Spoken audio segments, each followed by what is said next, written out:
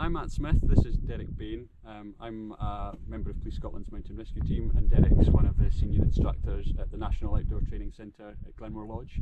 And we're here to do a quick mountain safety video to highlight the dangers that still exist on the high mountains of Scotland, even at this time of year, caused by this here, patches of snow.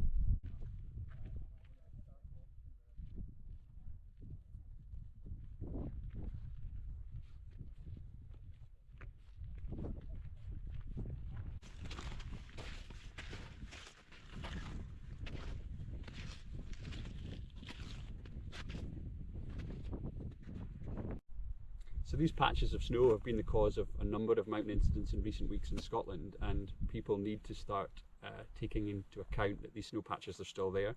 There's lots of snow patches covering large areas of Scotland's mountains, and they're not avoidable at times, but they aren't necessarily obvious from the car park. So it's really important to plan your journey and anticipate that you might end up on a snow patch like this and what that might mean for you. So Derek, it's important you have the right kit and equipment and the skills before you set foot in a snow patch.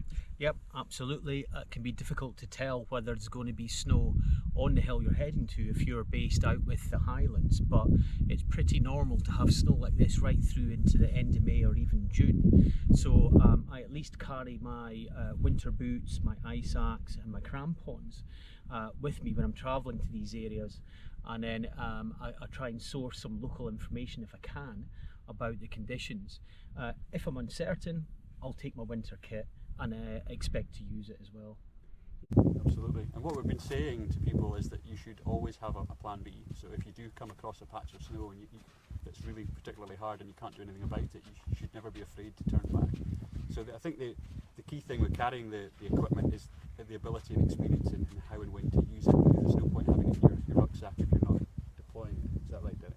Yeah, absolutely. You can be sort of lulled into a false sense of security when you're walking in the lower areas. If you're coming across patches of snow and relatively flat terrain, it's likely to be soft in the early summer, and it seems like it's not much of a hazard. But once you're on the high tops, particularly when you're descending, you may come across quite steep snow, which, although it might still be soft, is still quite a slip hazard, and that's usually where most of the incidents happen. So I guess the message is to be aware on the way down, especially when you're coming across any steep snow. So for me, the highlight points are that you need to plan ahead, you need to expect to see snow on your journey, and you need to have a plan to deal with that. And if that's turning back, then that's good and it's a sound plan. But if you don't, you need to understand that a slip on this kind of ground can have very serious consequences, and you need to have the kit, equipment and experience to use it.